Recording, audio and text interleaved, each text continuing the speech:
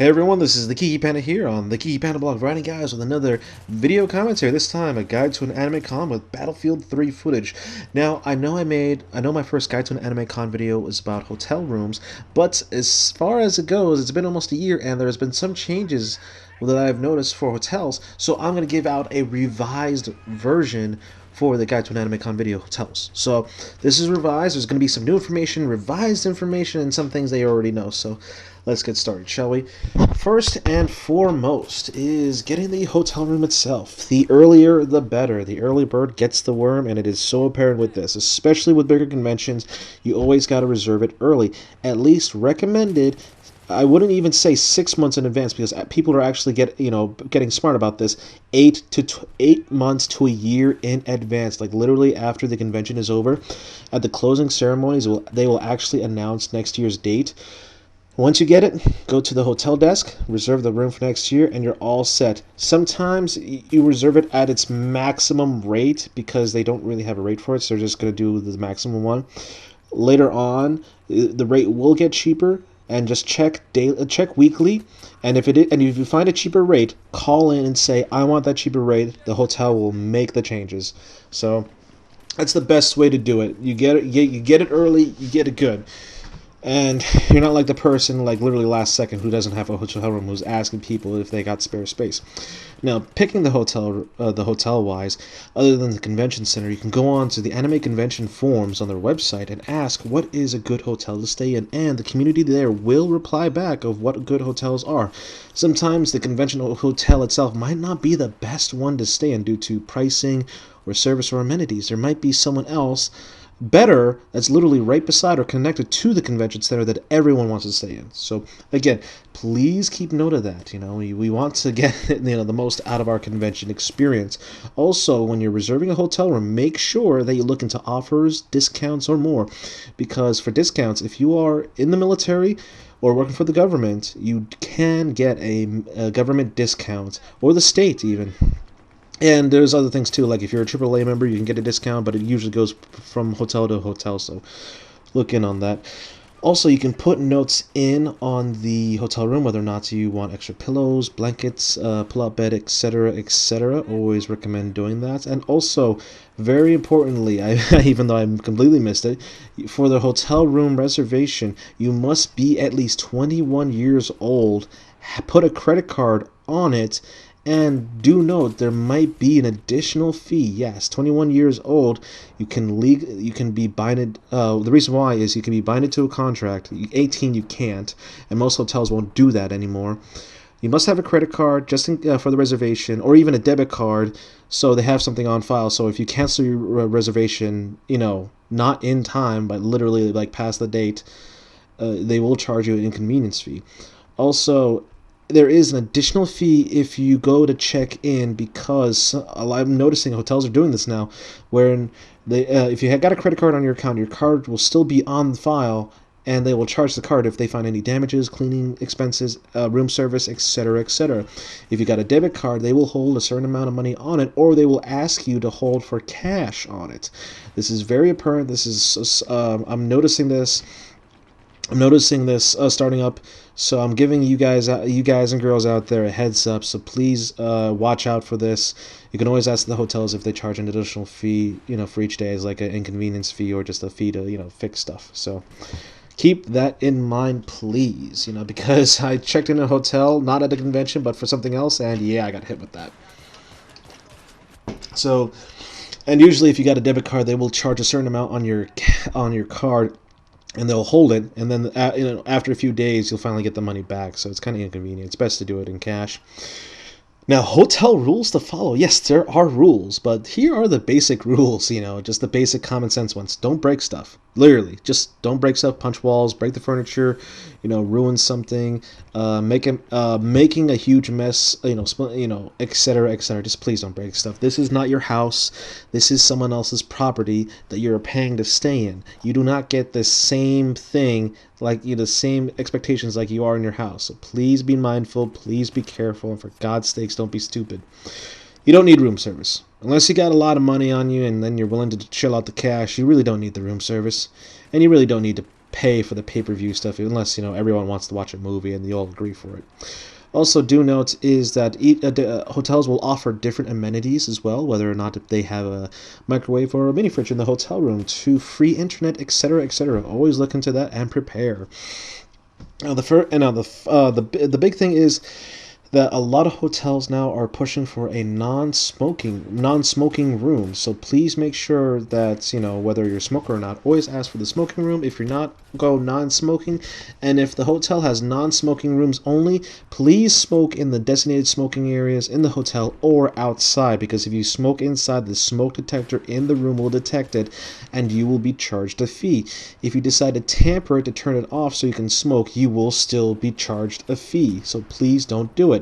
Also, to note that some hotels out there are actually putting warning labels on the back of the TVs, warning people from not using it, like plugging in their game consoles and stuff, because they have to fix it.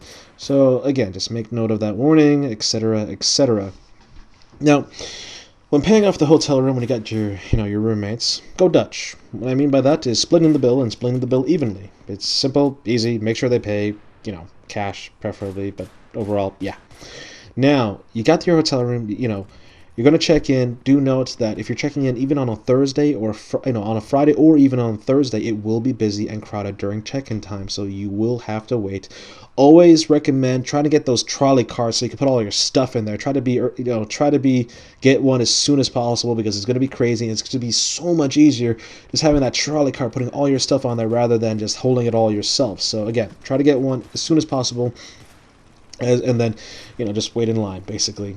So, and when you pay for the hotel, for me, I usually like to pay up front in cash, so I don't need to worry about paying it off, at the end, so, yeah.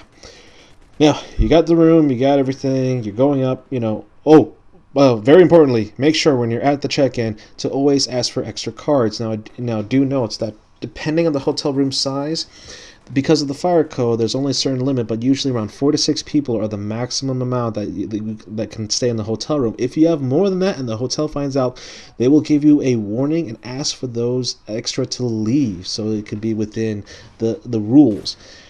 If that, and if you repeat it and they find out again, you might get kicked out without a refund. So please make sure about that.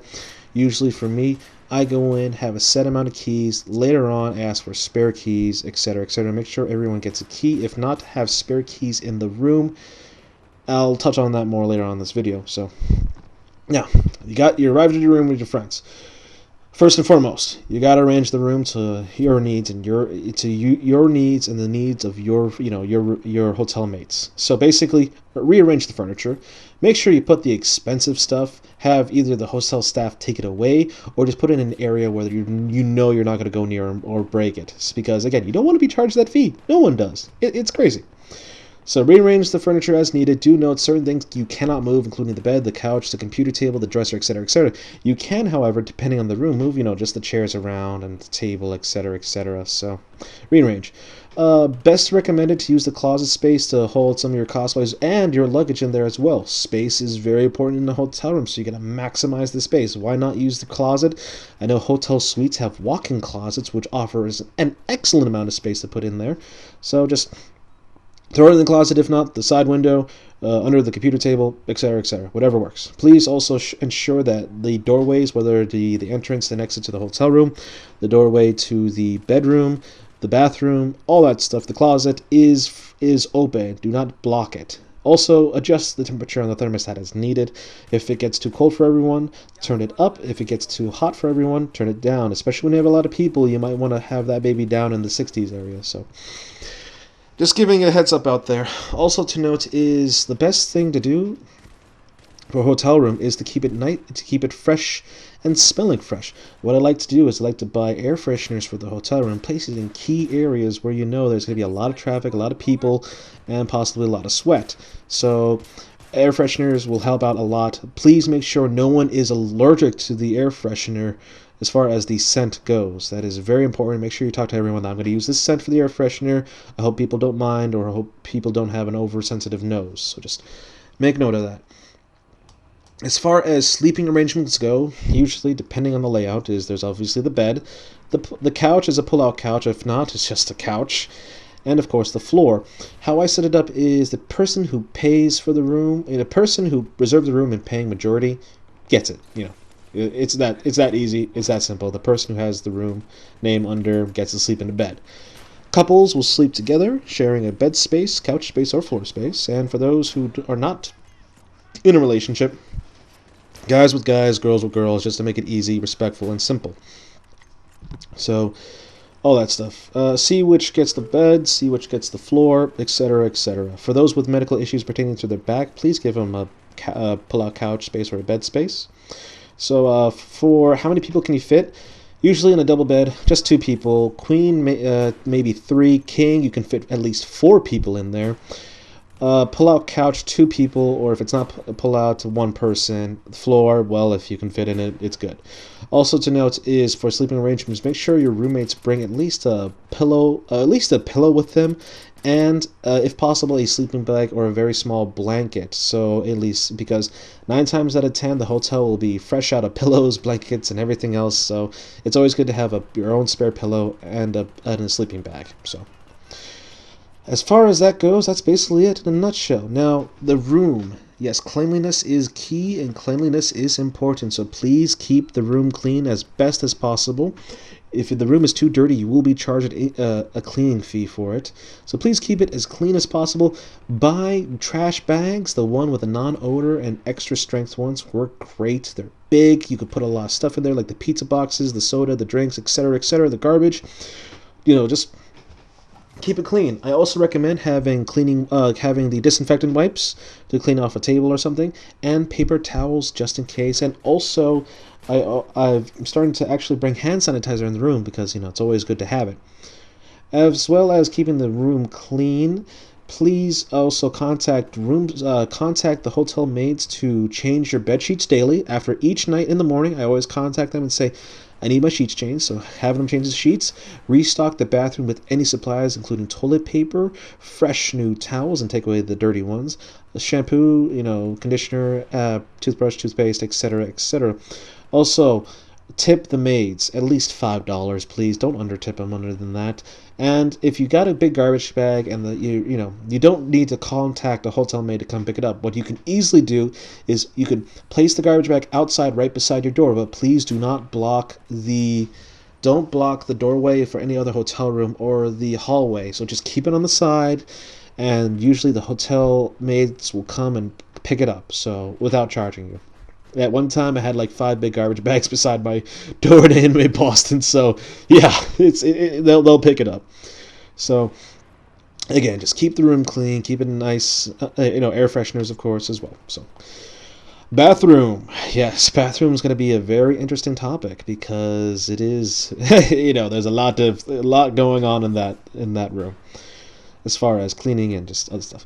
So bathroom time. Have people to help with the towel situation because they will you can ask for extra towels, which you'll usually get, but to help make it easier, have people bring their own personal towel at least. It helps cut down it helps cut down how many people use the fresh towels in there.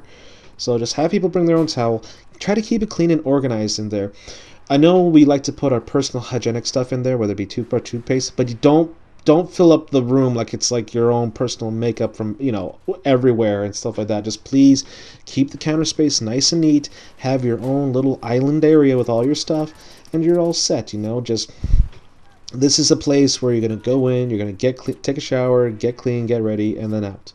So as on that note, please, for the love of God, as I drink my water, please take a shower, please brush your teeth, please use deodorant. It's not asking a lot. For people, I always tell my roommates, if you don't shower, brush your teeth, and use deodorant, that will kick you out. Confunk is not a funny story. I'm not afraid of kicking people out if they got confunk. So please, be respectful for others, and please take a goddamn shower. Now, do not take up all the counter space in the bathroom. Have dirty towels be put usually under the counter area of the room, of the thing, or just a bag or something. Now, as far as showers go, when people want to take a shower, I always have guys go first, and I tell the guys, this is a quick 5 to 10 minute shower at best. You go in, you clean, you get out. It's that simple, you know. I have the guys go first. The girls I'll have go last because they need to take more time to prepare. Or if they're willing to take a quick shower, I'll be like, okay, just get in line. So, also to note is if anyone is doing a number 2, meaning taking a crap, other than pissing, give everyone a heads up. And also, just be, reasonable, courtesy. Like, don't leave all your crap there floating and causing a smell. Just flush repeatedly. And probably should have an air freshener in there just to be safe. But just give everyone a heads up, saying that you're going to be using the bathroom for a little bit. So if anyone needs to use the bathroom, they could, you need to use the bathroom real quick, they can do it then, and not when you're knocking on the door asking for God, to help you hold it in. So. Also, bathroom is a great place. If you are feeling sick and about to puke, I would recommend going to the bathroom and taking a plastic bag with you in case you throw up. You can throw up in the plastic bag and then proceed to throw up in the toilet. Please do not throw up in the sink or bathtub. It's just don't. So, other than that, I think we're all set with bathrooms. So, food-wise, food is very, very good to have in a hotel room. Always have a supply of food, snacks, water, drinks, soda, etc.